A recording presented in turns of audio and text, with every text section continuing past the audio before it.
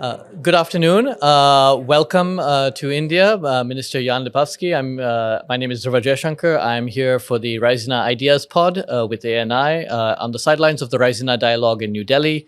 I'm here with the Czech Foreign Minister, the Foreign Minister of the Czech Republic, Jan Lipavsky. Vítejte v Indii and welcome to India. I thought we would just have a 10, 15-minute conversation on a few issues.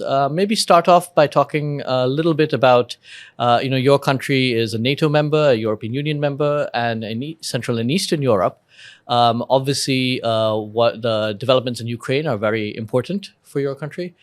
Explain a little bit about how you see things progressing over the next few months there. First of all, thank you very much for having me, and thank you very much for all the generosity I am feeling here in India. Beautiful and amazing conference. So congratulations. The war in Ukraine is the product of Russian imperialism and the Putin's will to conquer another territories. Russia is the last colonial power in the world, and I think in this world there is no more place for colonialism. So what is the effect on Czechia? So currently, we are 10 million country, and we have 500,000 war refugees which we are taking care of.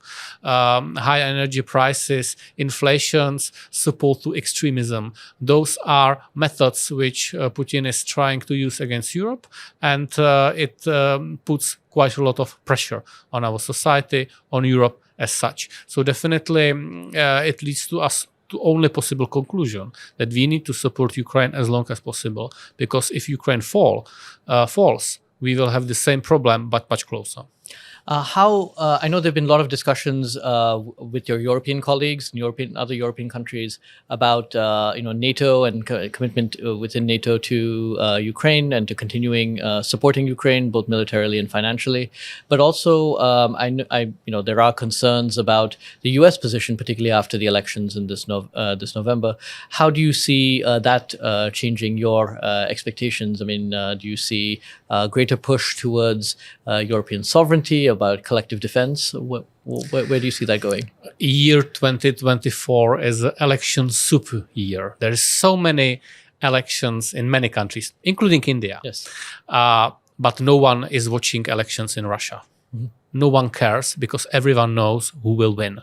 So it's not democracy, it's a dictatorship. Of course, we are following very closely how the elections, not only in India, will end, but especially in the US presidential elections.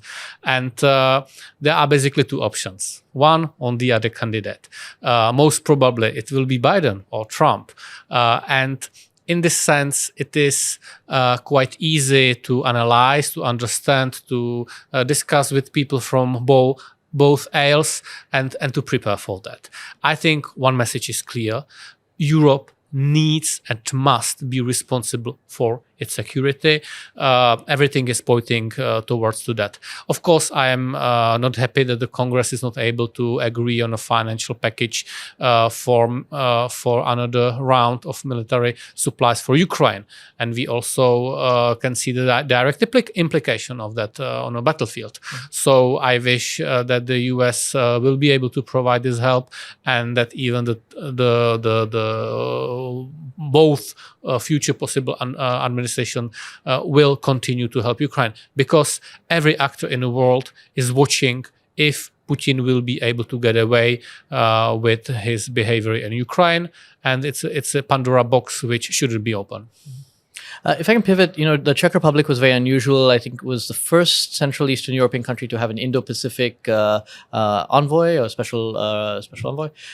You also have obviously a very important relationship with China, but I think many people may not know, but many people, at least in India, that you also have very complex relationships with Taiwan as well. You have a deepening partnership, a deepening economic, and could you speak a little bit about that and where you see that progressing? So we have in Taipei, we have a economic and cultural office which is taking care of those relationships, which are very interesting because the Taiwanese investments are huge in Czechia. They are bigger than the Chinese investment. Actually, they have created more jobs and brought more prosperity. We have very intensive scientific relationship. Our Prague Zoo was donated with pair of pandolins, and they now have a small pandolin. So there is a lot of emotions into that. So it is a working, productive relationship which we are proud to be developing. I want to just switch a little bit to supply chain security. It's a combination of the pandemic and the Russia-Ukraine war and U.S.-China trade tensions. All of that has made many countries around the world, including India, including Czechia, more concerned about supply chain security. How big a priority, and what areas are you most concerned about supply chain security? We need to apply sector by sector approach, and we need to prioritize, because we know that we cannot tackle such a complex issue at once, and there are also huge costs connected to that.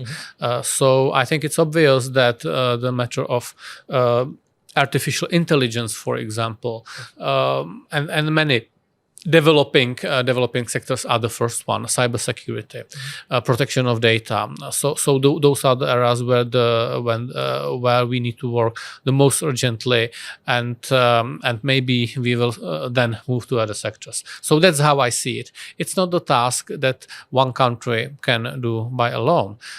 We should be doing it cooperatively, and in a way that will be able to protect the free trade as much as possible. Who are some of the partners you're working with most closely on that? Definitely, we are using our membership in the EU, NATO, which is having very security-wise view on the matter. So definitely, those two are the main pillars of how to approach to that issue. And you mentioned that we have the Indo-Pacific envoy. We also have an Indo-Pacific strategy, which is a very important document, which leads us to very active cooperation with many partners in the Indo-Pacific region, including India, which is a thriving relationship between Czechia and India. I'm very glad for that. And that's actually the last question I wanted to end on, which is, you visited here, your government's been very engaged with India. What do you see are the priorities? Where can India play a bigger role in Central and Eastern Europe? It was our Prime Minister Petr Fiala and your Prime Minister Narendra Modi who signed the memorandum on the scientific and innovation development. So definitely, this is something which is now the main priority for us to fulfill the cooperation in the field of science and innovations. So you'd like to see more university exchanges, more investment, two ways, more. Definitely, we are opening a new consular general in Mumbai. We have opened artificial intelligence central of Mr. Mařík, which is specialized for those matter robotics. It's a number of Indian students in Czechia almost tenfolded to 2,000 in a few years. The trade is growing. It is very working and good relationship. One of the earliest enthusiasts for robotics was Rudolf II, who was the emperor whose capital was in Prague, and he was famous, I think, for having robots in his thing. So I think, and the golem as well. And the word robot actually comes from Czech language. Oh, okay, good. Good piece of history. Yeah, so you can bring some of that energy to India. But thank you again for being here, and hope to have you back in India very soon. Thank you very much. It was very nice to spend this time with you. Thank you. Thank you.